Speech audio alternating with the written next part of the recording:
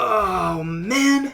Ladies and gentlemen, boys and girls, welcome back to Project Pocket Monster, the series where we go through and we balance old Pokemon who have been left by the wayside by Game Freak due to something known as power creep. We are on Kanto, and we are over halfway through Kanto, and we're actually almost done with Kanto. But yes, this is rebalancing Pokemon. We go through and we tweak Pokemon's abilities, their stats, their typings, their move pools to make them more viable and more usable in the current metagame that is Sword and Shield Generation 8. So before we begin, there are a number of guidelines and assumptions that we take into account as we are rebalancing these Pokemon.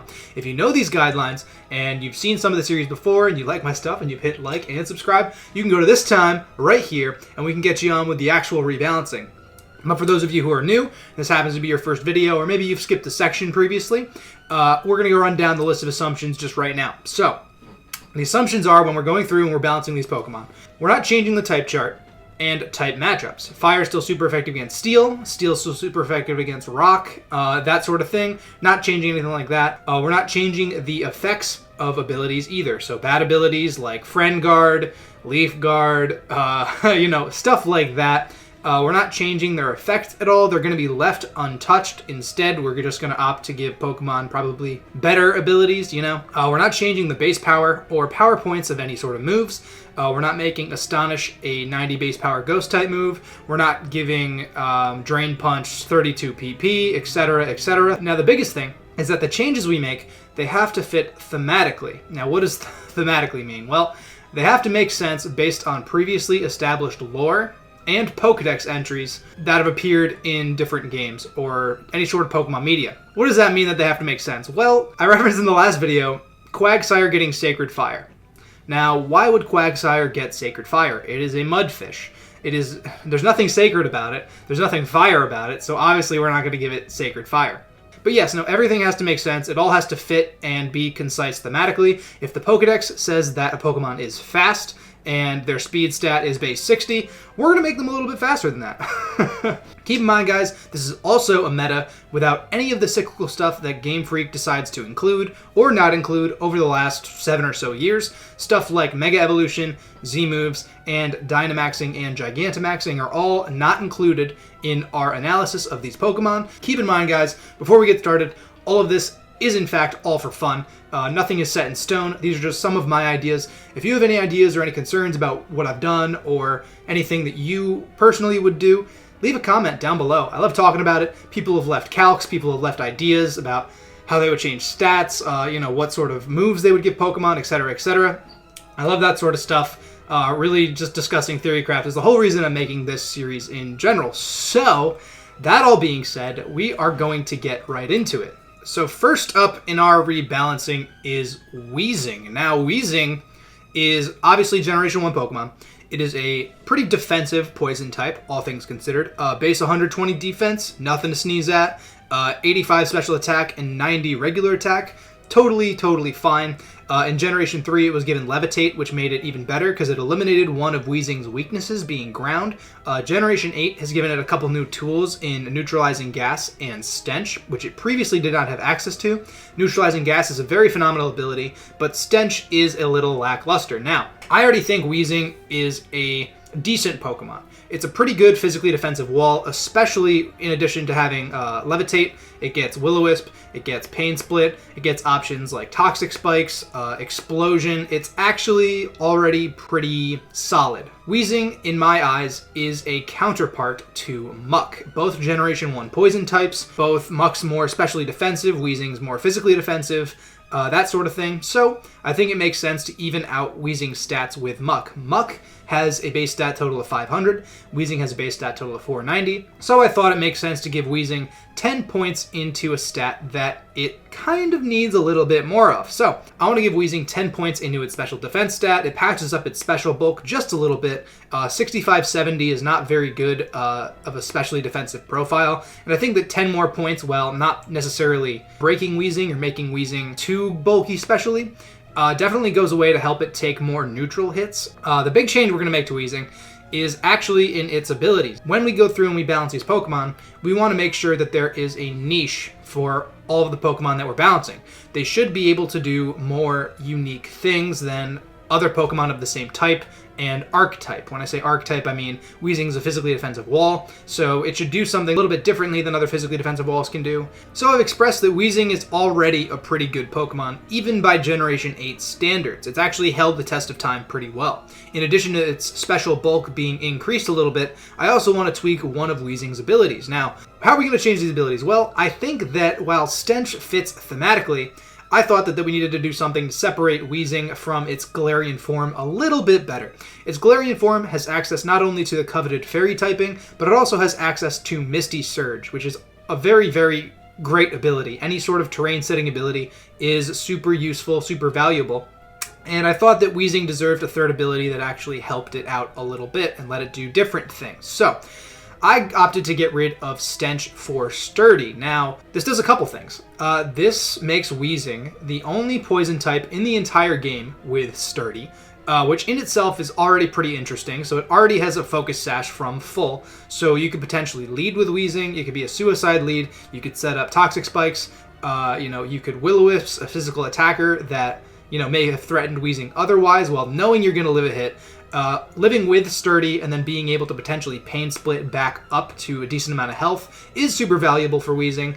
Sturdy opens up a lot of doors for Weezing. Being able to survive, being able to get something off to support its team is really, really useful for Weezing, and separates Weezing a lot from not only its Galarian counterpart, but also all of the other defensive poison types that exist in Pokemon. That all being said, that's not a lot of changes for Weezing. Let's go into its additional moves. There's only a couple things that I really want to give Weezing. If you look at a lot of these Generation 1 Pokemon, they all have pretty solid movesets. As far as moves I want to give Weezing, I want to give it Air Cutter, I want to give it Air Slash, and I want to give it Rapid Spin. Now I think that all three of these moves make sense. Having Flying type coverage doesn't necessarily do anything crazy for Weezing. It's already hitting Grass type super effectively with Sludge Bomb or Sludge Wave. But having access to Rapid Spin is a really, really niche tool that it can use now. I am pretty liberal with who I give Rapid Spin, but I can just picture Weezing as a ball spinning itself around with the gas, being able to get a speed boost off of it, as well as mirroring Galarian Weezing.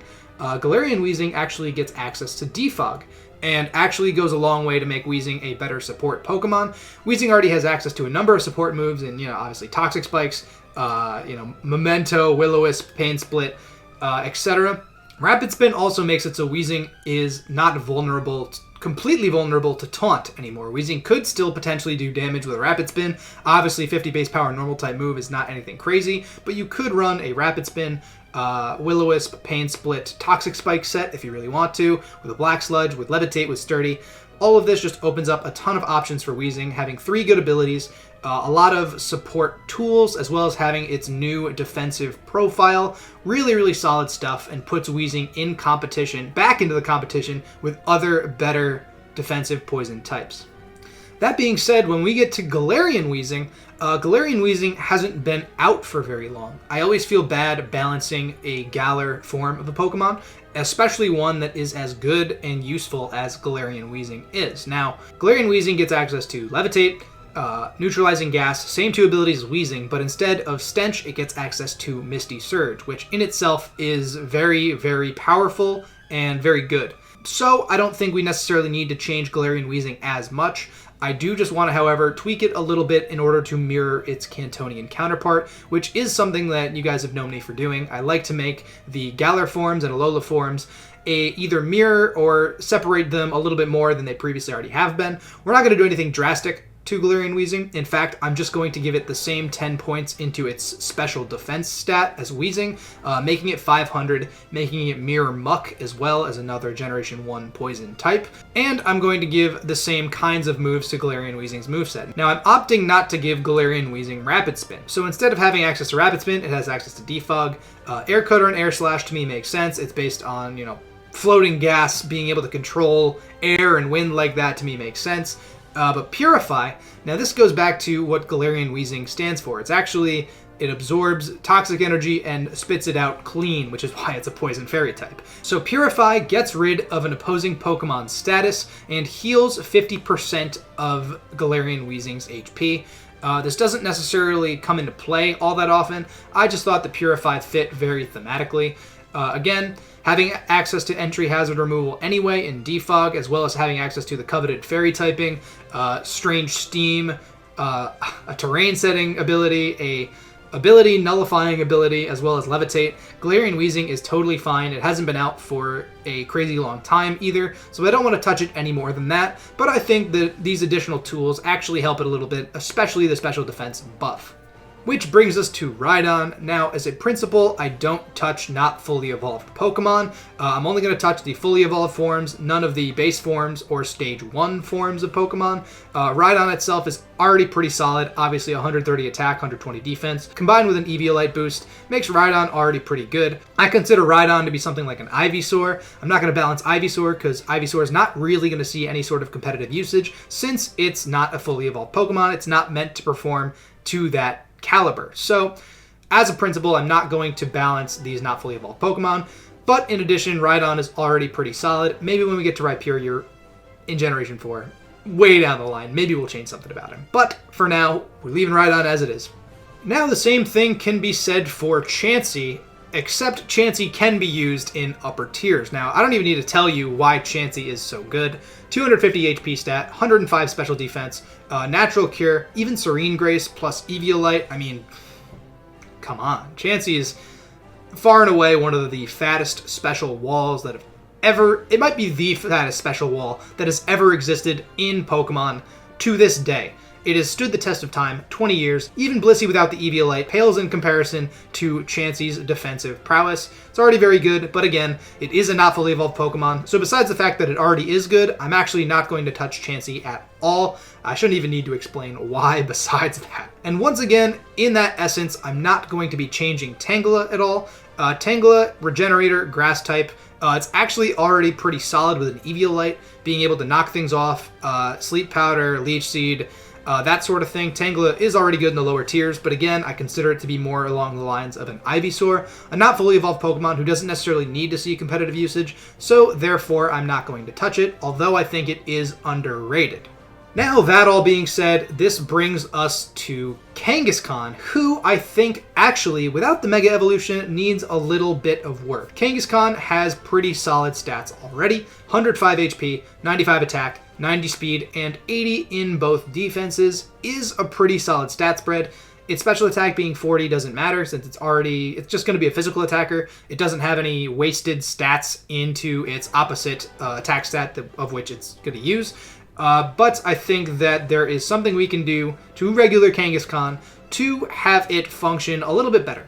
Now, we already talked about Parental Bond when we balanced Marowak last week, but for regular Kangaskhan, I think it makes even more sense to give it Parental Bond. Now, there are a few things we're going to tweak with Kangaskhan besides that. So, with Parental Bond, I think it makes sense to drop Kangaskhan's speed to 70 base speed. With Parental Bond, it's hitting twice. So it's hitting twice with Seismic Tosses, it's hitting twice with Power-Up Punches, with Drain Punches, with Sucker Punches. Parental Bond's a very, very good ability, and while it's not hitting nearly as hard as potentially Marowak are, keep in mind that its speed tier is slightly better. When I balance Marowak, I put it at 62 base speed. Kangaskhan is a flat 70. The only reason that I'm doing this is because I feel like having access to Parental Bond, as well as a number of forms of priority in Fake Out and Sucker Punch, means that Kangaskhan's speed stat isn't totally necessary, and I'd rather not have the issue of Mega Kangaskhan outpacing a bunch of things with its base 100 speed and being able to hit first. I think that having Kangaskhan hit second is very important for its balance. I'm going to get rid of Early Bird for Parental Bond. Obviously, we've covered that. I'm leaving Scrappy and Inner Focus. The thing about Scrappy and Parental Bond is you can't run them both at the same time. So, Kangaskhan is still, in essence, walled by Ghost types if it chooses to run Parental Bond.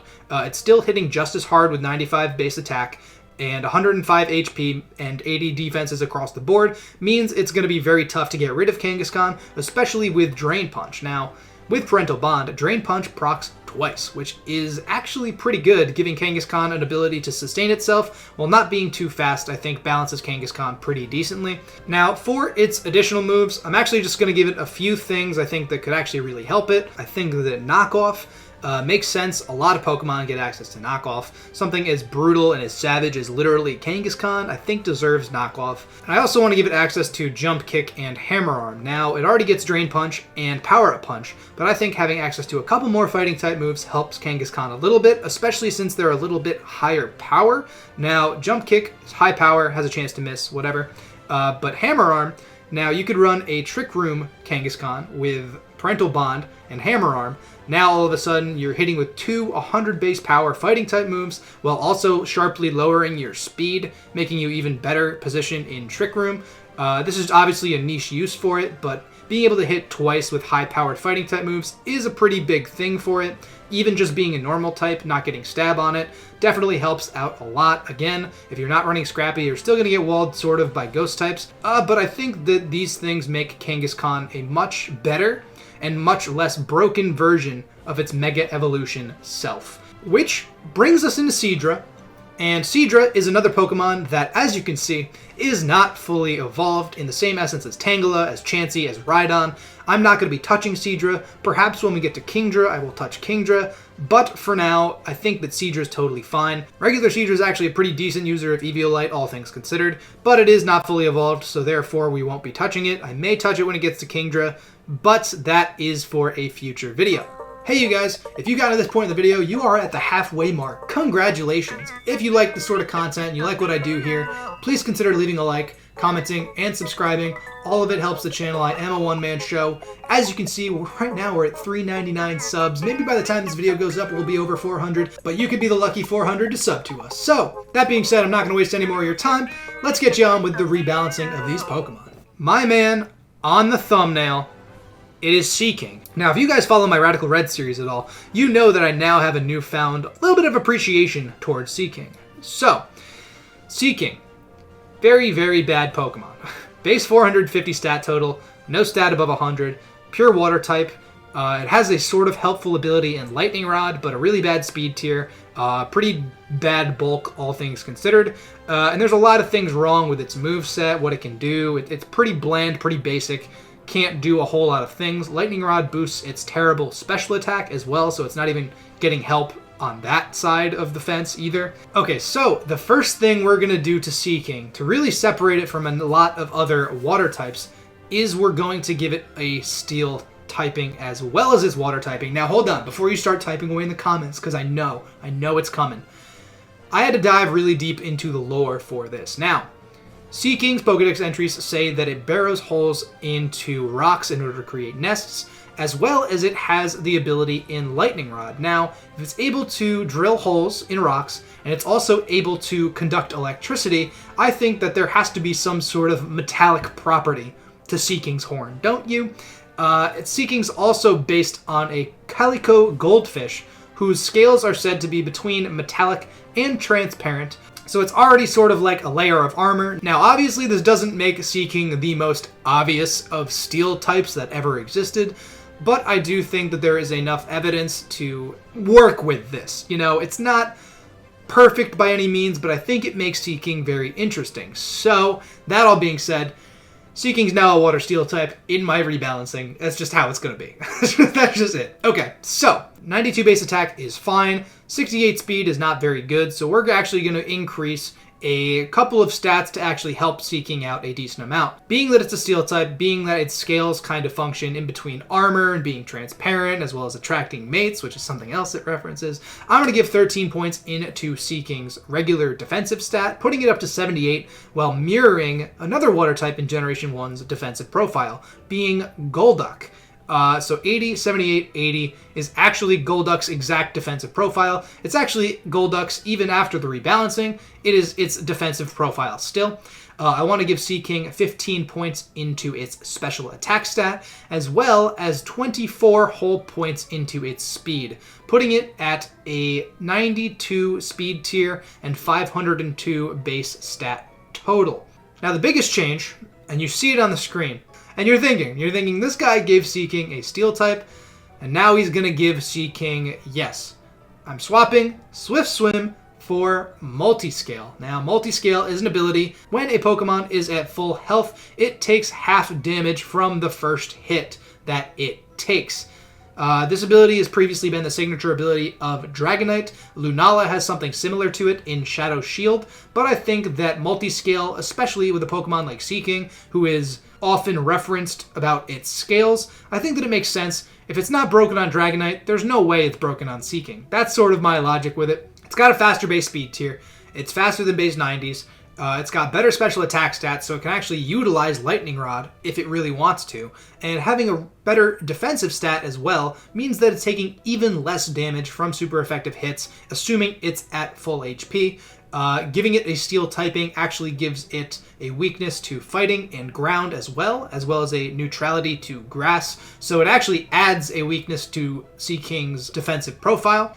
This doesn't make Seaking too good. It makes Seaking a pretty decent lead Pokemon. There's still not a lot of things that Seaking can do to potentially set up, but the big things that we're going to do with Seaking come from its moves. Now, as far as same type attack bonus moves, I'm going to give Seaking access to Brine, which is something that it was lacking for some reason. I don't know why.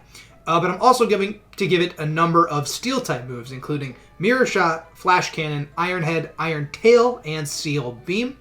Its coverage, Headbutt's not doing much for it coverage-wise. Drill Peck helps it deal with grass types that are also now neutral to Seaking. Grass poison types especially. Poison can't touch steel, and grass is rather neutral to Seaking now.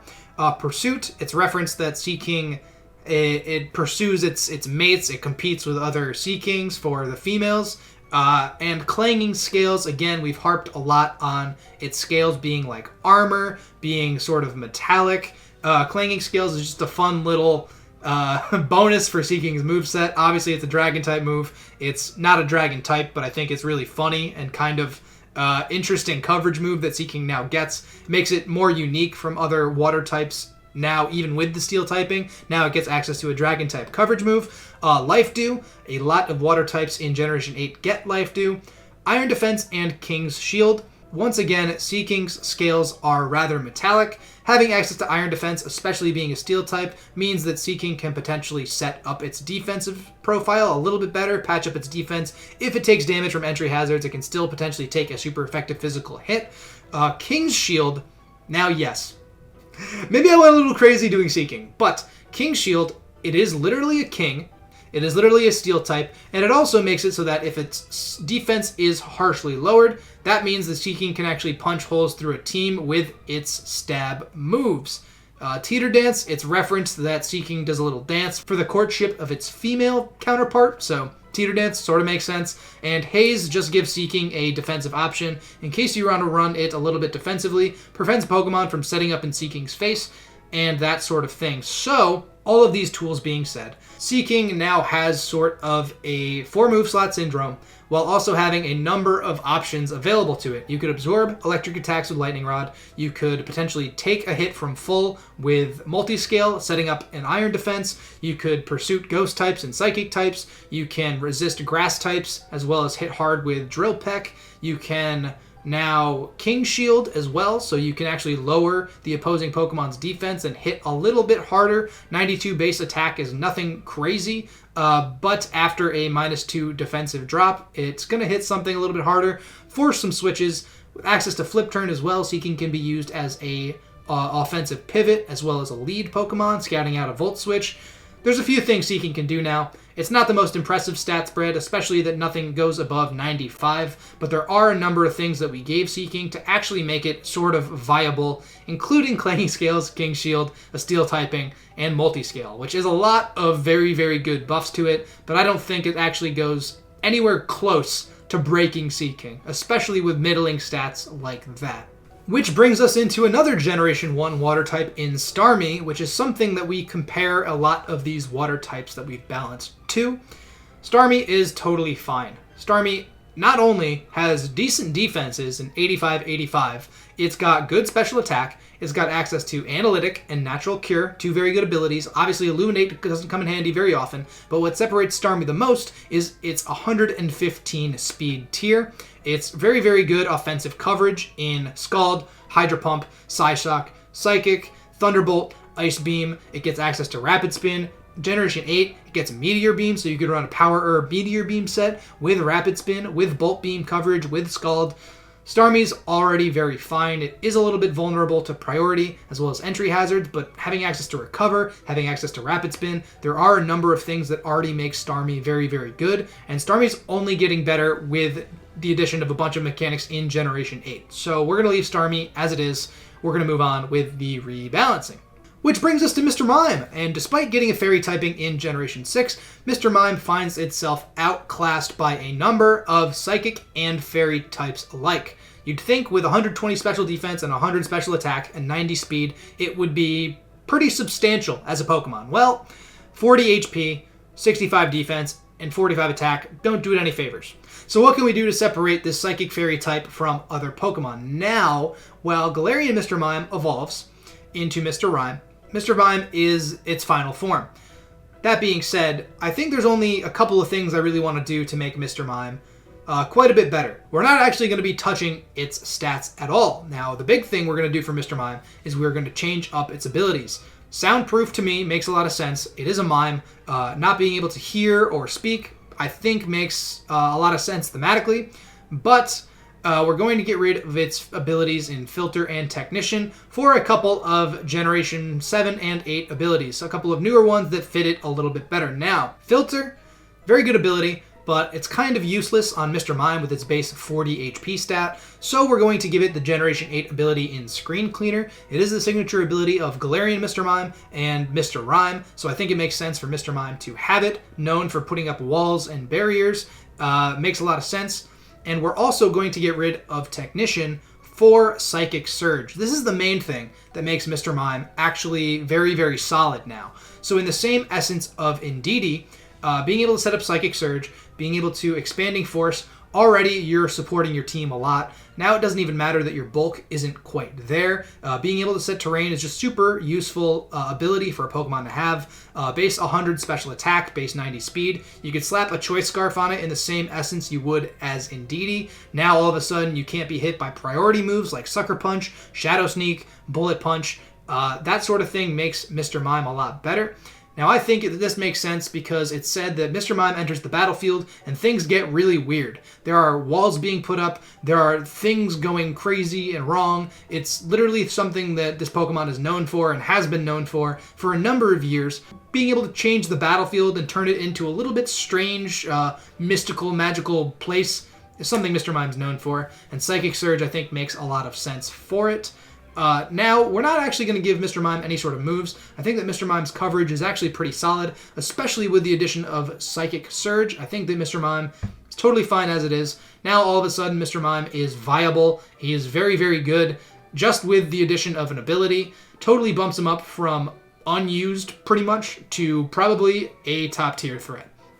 Now, Scyther. Generation 8 Scyther does not need to be changed at all. Besides the fact that it is a not fully evolved Pokemon, and we do not touch not fully evolved Pokemon, getting access to heavy duty booties as well as dual wing beat with Technician makes Scyther a pretty prominent threat already. 110 base attack, 105 speed, with an Eviolite, with booties, with dual wing beat, all of that taken into account, Scyther is already a fine Pokemon. Its evolution Scizor is also very, very fine, so just spoiler alert, we're not touching Scizor at all. But Scyther, we're not going to be touching in this video. Or at all. At all. We're not going to touch Scyther at all. Last but certainly not least is Jynx. Now, I've always found Jynx to be a parallel to Magmar as well as Electabuzz. They all got baby Pokemon in Generation 2, but Magmar and Electivire both had an evolution, while it seems like the Pokemon Company wants to forget that they ever made Jynx. So, there are a number of ways that I would like to change Jynx as a Pokemon. Ice Psychic is a pretty terrible defensive typing, especially with 65 HP, 35 defense. 95 special defense isn't bad, but it's absolutely nothing crazy with that HP stat. Its special attack's already pretty good. It gets access to Lovely Kiss, but Jynx has always been relegated to a Lovely Kiss and then hit decently hard sort of Pokemon. As far as its stats go, I want to give Jynx 20 points into its defense, as well as 14 points into its special attack. Now, 20 points into its defense isn't actually going to help Jynx out all that much. Base 35 defense is just so embarrassing and so sad. I felt like I needed to patch up Jynx's defense just a little bit. 14 to its special attack stat keeps Jynx up with the times. This is as basic as it gets. Pokemon have gotten stronger over time, so giving a Jynx a little more oomph to its attacks helps it stand out more in the current meta. 129 base special attack, while very, very good, isn't necessarily up there with a lot of other Pokemon. 129 and around that area is not all that uncommon. So we talked about its stats, let's talk about its abilities. Now, Oblivious and Forewarn are two very bad abilities. Dry Skin is not that bad, but it doesn't necessarily fit with Jynx's theme, so I want to place all three of those abilities with different things that help it and also fit thematically. So, we're going to get rid of those three abilities for Dazzling, Perish Body, and Dancer. Dazzling is a signature ability of Bruxus, which prevents priority moves from landing on Jynx or being used at all. Now, this really, really helps Jynx. Things like Fake Out, Bullet Punch, Shadow Sneak, Sucker Punch, Aqua Jet, Mach Punch, Vacuum Wave, all of those are doing crazy amounts of damage to Jynx, and being immune to them actually really, really helps Jynx out a lot. Dancer, obviously this Pokemon is based on a dancer. It's said to sway as it moves. Being able to copy dance moves that Pokemon uses, depending on what kind of dance move it is, actually might help Jynx. It fits a little bit thematically. And Perish Body actually serves as a quite literal Jynx on the opponent. As soon as Jynx gets knocked out, being able to activate Perish Body means that if the Pokemon stays in, it will faint. This means that if Jynx happens to get eliminated by some sort of priority move or anything like that, now the opponent is on a timer. It cannot stay in. If it's already set up, Jynx can come in as a sort of failsafe, activate Perish Body, and force the opponent out. So with three good abilities, notably Dazzling and Perish Body, both thematic and both very, very useful to Jynx, let's talk about Jynx's move. Same type attack bonus. I want to give Jynx Freeze Dry and Glaciate for its ice type moves. I think that all ice types should basically get Freeze Dry at this point. It's 2020, guys. I mean, come on. I want to give Jynx Mist Ball, Extrasensory, Synchronize, and Expanding Force. Tools that I think it lacks as a psychic type. As far as coverage, I want to give it Draining Kiss and Dazzling Gleam. Literally, Jynx is based on the idea of kissing. Its pre-evolution is called Smooth Chum, and it doesn't get Draining Kiss. It gets Lovely Kiss, gets Sweet Kiss, no Draining Kiss, give it Draining Kiss. That's it. Dazzling Gleam, a lot of psychic types just get access to it. I think that it makes sense for Jynx, especially considering we gave it the ability of Dazzling. Setup and support, I want to give it Haze. I want to give it Aurora Veil, which a lot of ice types in Generation 8 got. Jynx did not get. I want to give it Mirror Coat, Healing Wish, Power Swap, Guard Split, and Power Split. These are a number of psychic type moves that I think Jynx, well, doesn't necessarily need, would absolutely help Jynx out in case you wanted to run some sort of cheeky Guard Split set, boosting your defense or, something like that. But the most notable thing we're going to give Jynx is Quiver Dance. Yes, I know, an ice psychic type with a setup move like Quiver Dance is very scary, especially in combination with Dazzling. Now, this makes sense for Jynx, since it's known to sort of quiver as it moves and do this weird rhythmic dance in order to sort of entrance people. I think that this makes Jynx very, very unique as a ice and a psychic type. The only other ice type to get Quiver Dance is Frostmoth, and no other psychic types get Quiver Dance. Having access to not only Lovely Kiss, but now Quiver Dance means that Jynx can put something to sleep in the same essence of Vivillon, and then start setting up on it. Then it could have Freeze Dry, as well as potentially a Fairy type coverage in Dazzling Gleam. Maybe it runs Psyshock, maybe it runs Psychic. Either way, this makes Jynx a very fearsome setup sweeper who is not vulnerable to priority. I think that all of these tools and more help Jynx out a lot and actually make Jynx super interesting as sort of this ice psychic type Volcarona even, who's actually not even vulnerable to any sort of priority. Now keep in mind, Jynx can only run 4 moves and it can only run one of these abilities. So it would have to run some sort of ice type move. Maybe it would have to run a fighting type move, Hidden Power Fighting, Focus Blast. Maybe it would run Psyshock. Can't run, that. It can't run all of that, and Lovely Kiss, and Quiver Dance, and Aurora Veil, and Synchronize, and Draining Kiss. It can't have all of the tools. But Jynx can now be built specifically to cover certain weaknesses on your team. It can Jynx the opponent with Perish Body. It can prevent priority moves from hitting it. It can cause sleep. It can set up sweep. It can just hit hard with a Choice Scarf set, even 129 base attack. Choice Scarf Ice Beam or Choice Specs Ice Beam or Psyshock is going to hurt a lot, pretty much anything. And it actually makes Jynx very, very interesting.